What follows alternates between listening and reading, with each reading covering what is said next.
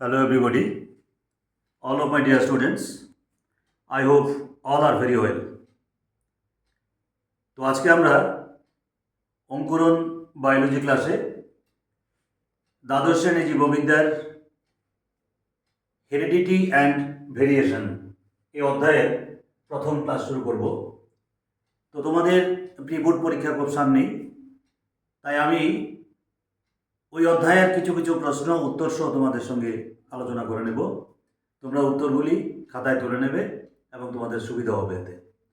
তো আমরা শুরু করি হেরিডিটি অ্যান্ড ভেরিয়েশন, অর্থাৎ বংশগতি এবং প্রকরণ বা ভেদ।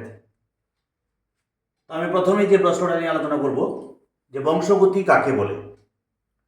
বলা আছে দেখে, যে প্রক্রিয়ায় ক্রোমোজোমস্থিত জিনে অবস্থিত পিতামাতার দৈহিক ও মানসিক দোষগুণ বৈশিষ্ট্য এমন সমস্ত কিছু তার সন্তান সন্ততি বা অপত্য জীবদেহের মধ্যে সঞ্চারিত হয়, তাকে আমরা বলি কি বংশগতি বা হেরিডিটি।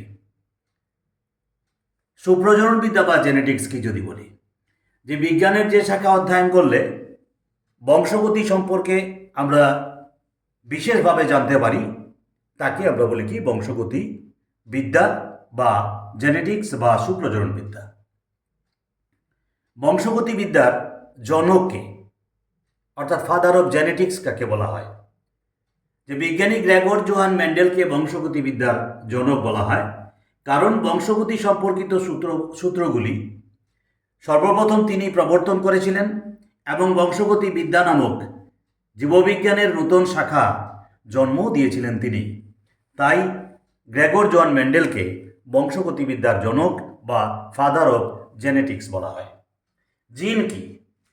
জিন ক্রোমোজোম স্থিত স্ববিভাজনশীল, সাধারণ অণুবীক্ষণ যন্ত্রে দেখা যায় না এরূপ একটি উপাদান যা বংশগত বৈশিষ্ট্যের ধারক বাহন, এবং এই জিন শব্দটি প্রথম প্রবর্তন করেন বিজ্ঞানী জোহানসেন 1909 খ্রিস্টাব্দে।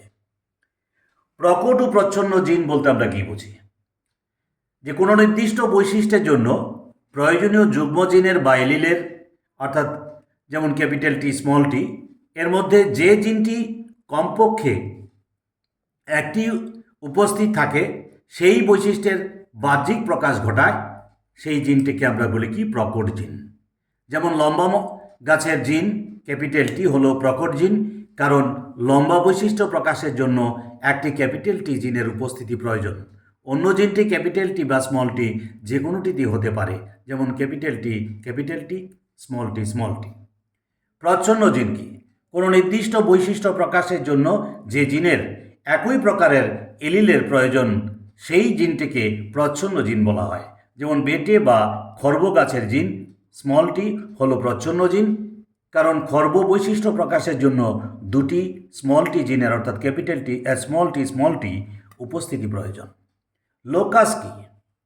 যে ক্রোমোজোমের যে স্থানে বা যে অংশে একটি নির্দিষ্ট জিন অবস্থান করে, সেই স্থানটাকে আমরা বলি কি ওই জিনের লোকাস।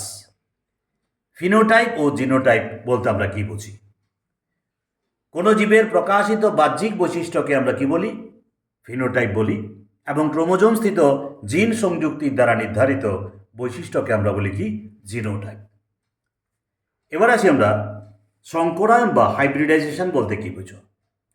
যে একই প্রজাতি বা একই গণের অন্তর্ভুক্ত বিপরীতধর্মী বৈশিষ্ট্যযুক্ত দুটি জীবের মধ্যে পরনিষেধ ঘটিয়ে সংকর জীব সৃষ্টির যে পদ্ধতিটা, তাকে আমরা বলি কি সংকরায়ন বা হাইব্রিডাইজেশন।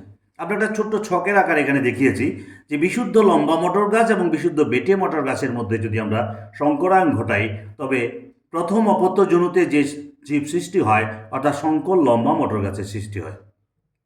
এই সংকর জীব সৃষ্টির যে পদ্ধতিটাকে আমরা কি বলি সংকরায়ন বা হাইব্রিডাইজেশন।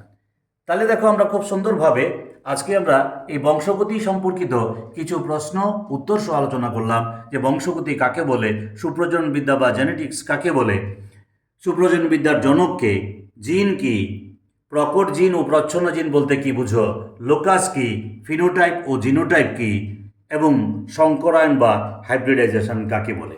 তো তোমরা এই প্রশ্ন উত্তর সহ দেওয়া আছে এখানে, এগুলি তোমরা সুন্দর করে খাতায় তুলে নেবে এবং ছকের আকারে যেটা দেওয়া হলো সেটাকে তোমরা ছক এঁকে এঁকে শিখবে এবং পরবর্তী ক্লাসে এই এক সংকর জনন পরীক্ষার জন্য আমরা আরও বিস্তারিতভাবে আলোচনা করব। আশা করি তোমাদের বুঝতে কোনো অসুবিধা হয়নি।